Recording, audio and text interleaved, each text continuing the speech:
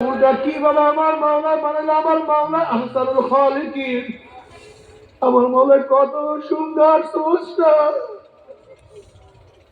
তুমি আমি ফুলের রং দেখি আল্লাহ বলা চিন্তা করে আমার মাওলা ফুলের মধ্যে এত সুন্দর কিভাবে রং লাগাইলো। গোলাপের মধ্যে পাপড়ি গুলির মধ্যে কত ডিজাইনের ফুল, কত ডিজাইনের রং।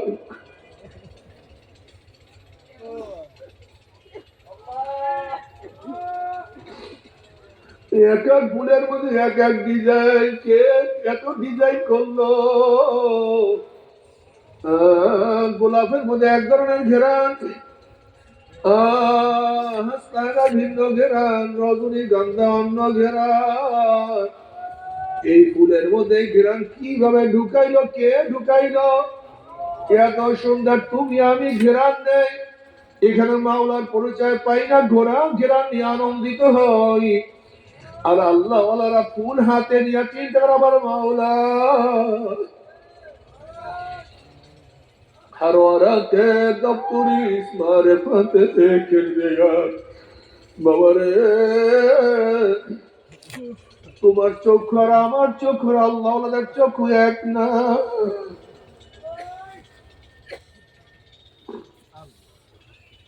তোমার কান আমার কান আর আল্লাহ ওয়ালাদের কান তো এক না। আল্লাহ তুমি আমি শুধু পাখির শব্দ শুনি, পাখির আওয়াজ শুনি, আর আল্লাহ আওয়াজের মধ্যে আমার মাওলার জিকিরের আওয়াজ পায়। কুল্লুন কদ আলামা সালাতাহু ওয়া তাসবিহাহু, প্রত্যেকটা মাখলুক আমার মাওলার জিকির করে।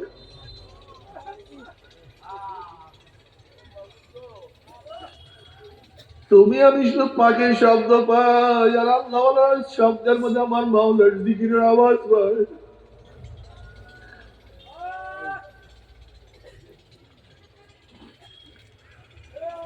যুবক বাবারা, আমার মুরব্বী বাবারা, তুমি কি আল্লাহর অবস্থা দেখো না? তাদের হালাত কি, তাদের অবস্থা কি, কত সুন্দর, সারাদিন ফেকের মধ্যে থাকে। যেরকম কম্পাসের কাঁটা তুমি যতই ঝাড়কিন দাও না কেন, আবার দেখবো কম্পাসের কাছে উত্তর দক্ষিণ হয়ে গেছে। যতই তুমি নাড়াও না কেন, আবারও দেখবা কম্পাসের কাঁটা উত্তর দক্ষিণ হয়ে গেছে। ঠিক আল্লাহ ওনাদের কলম যতই ঝাড়কিন দাও না কেন, তাদের কলমটা মাওলা মুখী হয়ে থাকে। তাদের কলম সব সময় মাওলার ফেকের। আমার মাওলাই কই, আমার মাওলাই কই বাবা রে।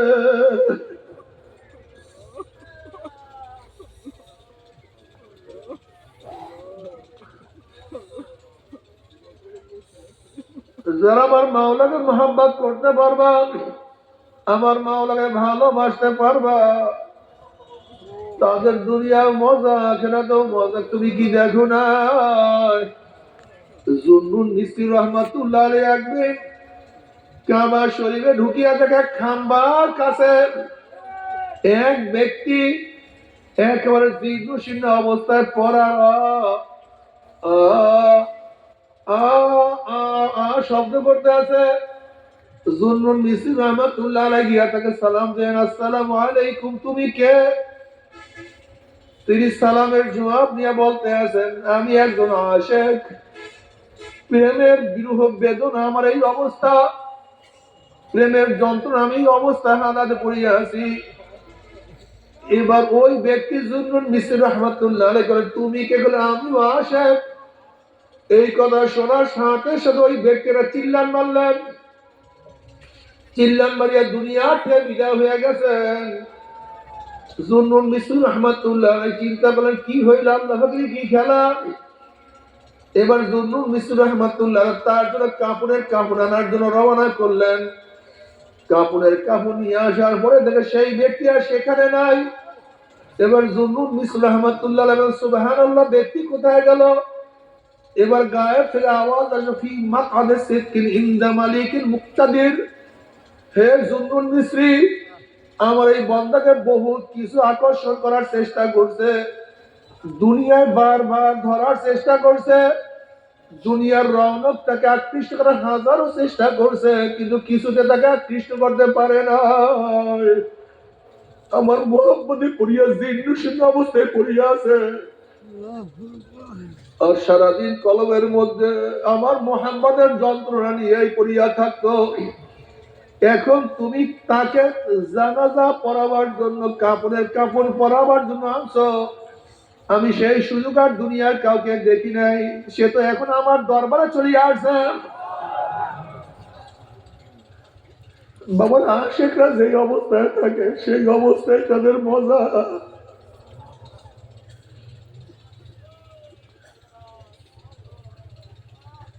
মনসুর হাল্লাজ রহমাতুল্লাহ আলাইকে যখন আটকানো হইল, জেলের মধ্যে আবদ্ধ করা হইল,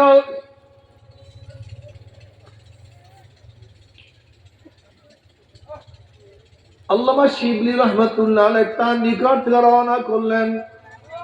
এবার শিবলি রহমাতুল্লাহ আলাই বললেন, মনসুর, মুহাম্মদ কাকে বলে?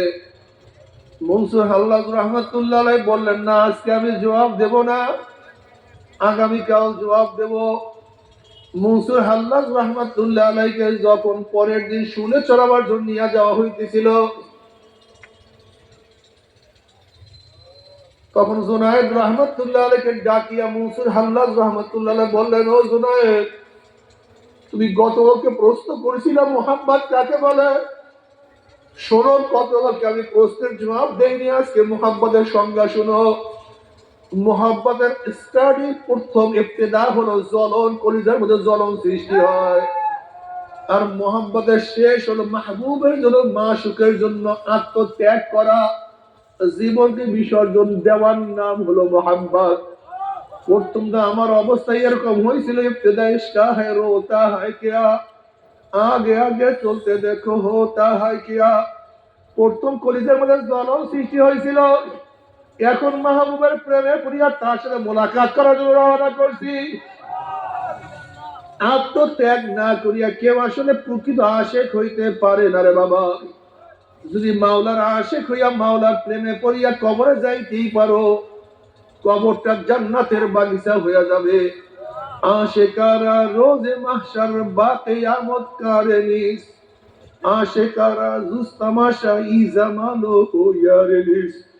কিয়ামতের ময়দান আশেকদের অবস্থা কেমন হবে? কিসের কিয়ামতের ময়দান, কিসের মিজান, কিসের পুলসরা? আশেকদের কোনো খবর থাকবে না, আমল নামার খবর তাদের থাকবে না। তারা বলবে, আমার মাওলাই কই, আমার মাওলাই কই, আমার মাওলাই কই। আল্লাহ, আশেকের অবস্থা এরকম হবে, তারা আমার মাওলাকে দেখার জন্য ব্যতিব্যস্ত হয়ে যাবে, আমার মাওলার প্রেমে এমন ভাবে মত্ত হয়ে যাবে, এক সেকেন্ডের মধ্যে পুসরাত পাড়ি দিয়ে আমার মাওলার জান্নাতে চলিয়া যাবে। জান্নাতের মধ্যে জান্নাতীরা আনন্দ ফুর্তির মধ্যে লিপ্ত হয়ে যাবে। আল্লাহ পাক ডাক দিয়া বলবে, হে জান্নাতীরা, আমি তোমাদের সাথে যে ওয়াদা করছিলাম সেই ওয়াদা কি পালন করছি নাকি? তখন জান্নাতীরা বলে, মাওলা, হে তুমি যে ওয়াদা করো তার চেয়ে কোটি কোটি গুণ বেশি নিয়ামত আমরা পেয়ে গেছি, কিন্তু একটা ওয়াদা এখনো পালন করো নাই। তখন আল্লাহ পাক ফেরেশতারা নূরের পর্দা সরাইয়া দেয়। যখন ৭০,০০০ নূরের পর্দা সরাইয়া দেওয়া হবে, প্রত্যেকটা জান্নাতে ভিড়া ভিড়ি ধাক্কা ধাক্কি ভিতরে প্রত্যেক জায়গাতে আমার মাওলাকে দেখিয়া ফেলাইবে। আমার মাওলাকে দেখার সাথে সাথে সমস্ত জান্নাতের সেজদার মধ্যে পড়িয়া যাবে।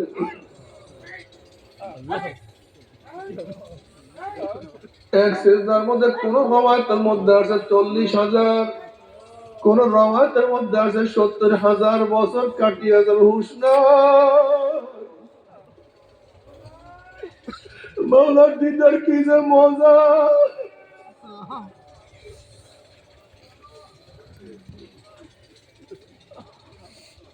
من أحب لقاء الله أحب الله لقاءه ومن كره لقاء الله كره الله لقاءه।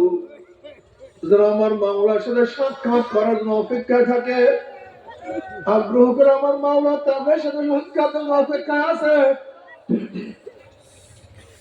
হযরত আমার মাওলার সাথে সাক্ষাৎ করতে চায় না, আমার মাওলার কপাল পরার সাথে সাক্ষাৎ দিবে না। ও যুবক বাবারা, মুরব্বী বাবারা, যদি কিছু দেখতে চাও আমার মাওলাকে দেখার জন্য পাগল হইয়া যাও। আমার মাওলায় কি যে মজা, আল্লাহ তোমাকে একটা নজর দেখার তৌফিক দিয়ে দিন। আমার মাওলায় কি যে মজা, আল্লাহ।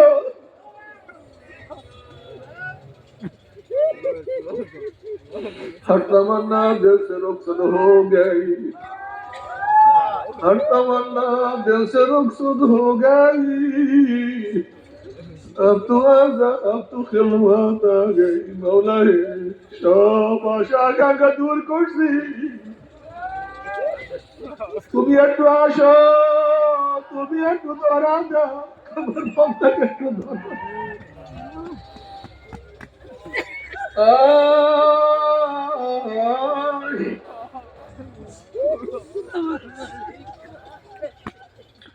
বাবার মাওলার প্রেমে পড়িয়া যাও, কি যে মজা, কি যে মজা, কি যে মজা।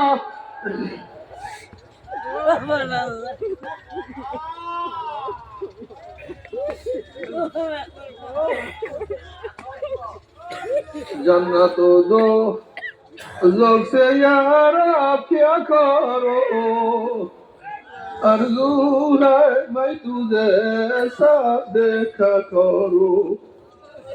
আল্লাহ জান্নাত জাহান্নাম আমি কি করব? আমি চাই তোমাকে। রাবিয়া বসরি রহমাতুল্লাহি আলাইহা একদিন এক হাতে আগুন আর এক হাতে পানি নিয়ে দৌড়াইতে আছে। লোকেরা প্রশ্ন, রাবিয়া তুই কোথায় যাও, তুমি কোথায় যাও, তোমার এক হাতে পানি আর এক হাতে আগুন কেন? রাবিয়া বসরি রহমাতুল্লাহি আলাইহা বলেন, আমি আগুন দিয়ে মাওলার জান্নাতকে জ্বালাইয়া দেব, আর পানি দিয়ে আমার মাওলার জাহান্নামকে নিভাইয়া দেব। আমি দেখবো নবীর দলেরা কিসের আশা আমার মাওলার ইবাদত করে, আমি দেখবো ভিতর দলেরা কিসের ভয়ে আমার মাওলার ইবাদত করে। আমার মাওলার প্রেমে পড়িয়া তোরা আমার মাওলার ইবাদত করে। আল্লাহ বলে, কলমের মধ্যে তোমার মোহাম্মদ দিয়ে দাও। মাওলা তোমাকে ধরা কোনোদিন সম্ভব না। যেরকম বাচ্চা ওয়া ওয়া ওয়া ওয়া করে, কিন্তু মা দুধ না দিলে বাচ্চা ইচ্ছে করে মায়ের দুধ পান করতে পারে না। ঠিক বন্দার কাজ হলো ওয়া ওয়া আল্লাহ আল্লাহ আল্লাহ। ওরে মাওলাকে ডাকো আল্লাহ, মাওলাকে শুধু ডাকো আর মাওলাকে ডাকতে থাকো। যেরকম মায়ের বুকের সাথে বাচ্চার আওয়াজের মধ্যে এমন সম্পর্ক, বাচ্চা যখন ওয়া ওয়া ওয়া ওয়া করতে থাকে, মাওলার মোহাব্বত মায়ের মোহাব্বত দোষ মারা শুরু করে। বাচ্চা ওয়া ওয়া ডাকে, আর মাওলার মায়ের মোহাব্বতের মধ্যে জোয়ার সৃষ্টি হয়। ওই বাচ্চার আওয়াজের সাথে মায়ের বুকের সাথে এমন সম্পর্ক সহ্য করতে পারে না। উপর আসছে কেন?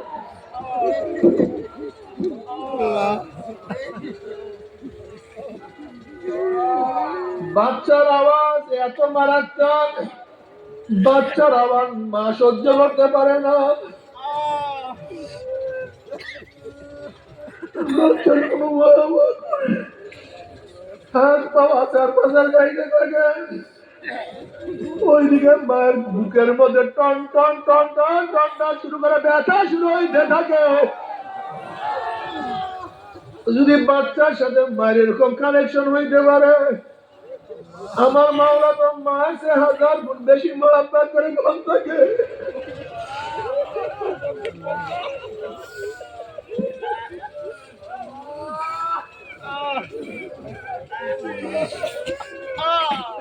আমার মাওলা তো বন্দাকে কোটি কোটি গুণ বেশি মোহাব্বত করে। বন্দা যখন আমার মাওলাকে ডাকা শুরু করে, আমার মাওলা খালি কুরসির মধ্যে ফরমান, আনা ইনদা যন্নি আবদি বি ওয়া আনা মাহু ইয যাকারানি ফাইন যাকারানি ফি নাফসি যাকারতু ফি নাফসি ওয়া ইন যাকারানি ফি মালাইন যাকারতু ফি মালাইন খায়রুম মিনহুম ওয়া ইন তাকাররাবা ইলাইয়া শিবরান তাকাররাবতু ইলাইহি যিরাআ ওয়া ইন তাকাররাবা ইলাইয়া যিরাআন তাকাররাবতু ইলাইহি বাআ ওয়া ইন আতানি ইয়ামশি আতাইতুহু হারওয়ালাতান। বন্দা যখন আমার মাওলাকে ডাকে, আমার মাওলার কুদরতি পরাণের মধ্যে জোশ মারা শুরু করে। আমার মাওলা জোশ মারা শুরু করে। যখন বন্দা ডাকে আল্লাহ, আমার মাওলা ডাক দিবে লাব্বাইকা আব্দি বান্দা, তুই বল আমি তোর কাছে আছি। ওয়ানা মাহু ইয যাকারানি, বান্দা তুই যখন জিকির করে আমি তখন তার সাথী হইয়া যাই। আনা যালিতুম মান যাকারি, বান্দা তুই যখন জিকির শুরু করিস আমি তখন কুদরতি তোর পাশে বসিয়া যাই। বান্দা তুই কি দেখো না, তুই যখন আমাকে হাঁটিয়া হাঁটিয়া আসতে থাকো, আমার রহমত দৌড়াইয়া গিয়া তোকে কোলের মধ্যে টানিয়া নাই রে বান্দা। বান্দা কই ওরে বান্দা, তুই আমাকে কেন ডাকো না? ও বান্দা তুই আমার কাছে কেন আসো না?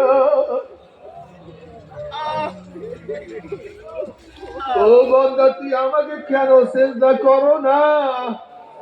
বান্দা আমি কি অন্যায় করলাম? বান্দা আমার সামনে কেন দাঁড়াও না রে? বান্দা আমি কি অন্যায় করলাম? ও বান্দা তুই আমার হুকুম কেন মানো না রে? বান্দা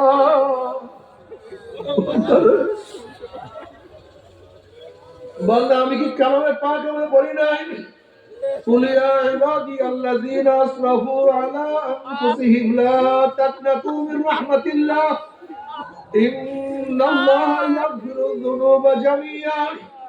বান্দা তুই শিরক করছো, কুফরি করছো, অন্যায় অবিচার করছো, জুলুম করছো, হাজারো গুনাহ করছো, পাহাড় সমতুল্য গুনাহ করিয়া বানাইছো, সাগরের পানি পরিমাণ গুনাহ করছো।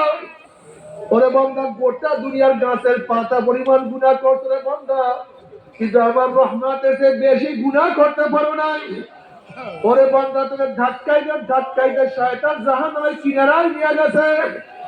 বান্দা ওই জাহান্নামের কিনারা থেকে আমি মাওলাকে ডাক দে আল্লাহ,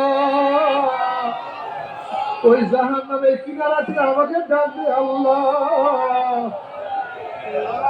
বান্দারে জাহান্নামের কিনারা থেকে মাওলাকে আল্লাহ বলিয়া ডাক দিলে আমি তোর হাতটা খুব করে ধরিয়া ফেলাবো, আমি তোকে ধরিয়া জান্নাতে নিয়ে যাবো রে বান্দা।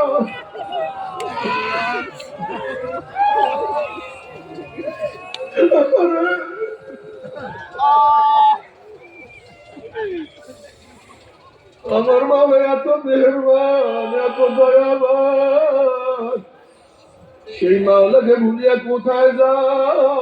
আল্লাহ তুমি মাফ করিয়া দিয়া।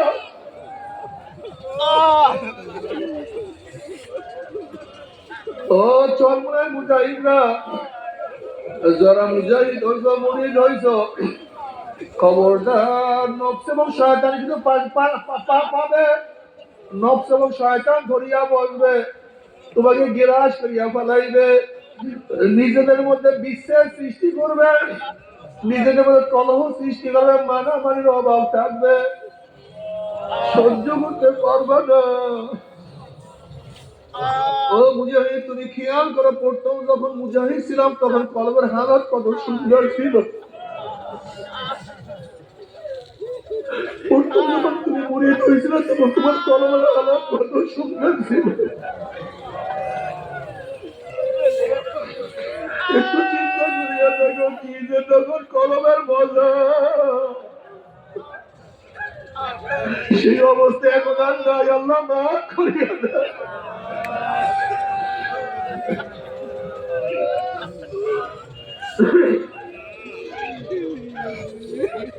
তখন তোমার ক্ষমতার কোন নেশা ছিল না, দায়িত্বের কোন নেশা ছিল না, তখন তোমার সম্মান ইজ্জতের কোন টেনশন তোমার মধ্যে ছিল না। তখন তোমার শুধু খেয়াল ছিল আমি মাওলাকে কিভাবে পাবো, কোথায় আমি মাওলাকে পাবো। তোমার কি মনে নাই তখন পীর ভাইকে দেখলে কত মহব্বত লাগতো, কত মজা লাগতো। পীর ভাইকে দেখার সাথে সাথে মনে হলো তোর কাছে বেশি বড় মোহাম্মত লাগতো। এখন পীর ভাইকে দেখলে কেন মোহাম্মত লাগে না, কেন ঘৃণা করো? এখন এক পীর ভাই আর এক পীর ভাইকে দেখলে কেন শত্রু মনে করো? এক পীর ভাই আর এক পীর ভাইকে কেন শত্রু মনে করো, কেন দিবা স্বীকার করো?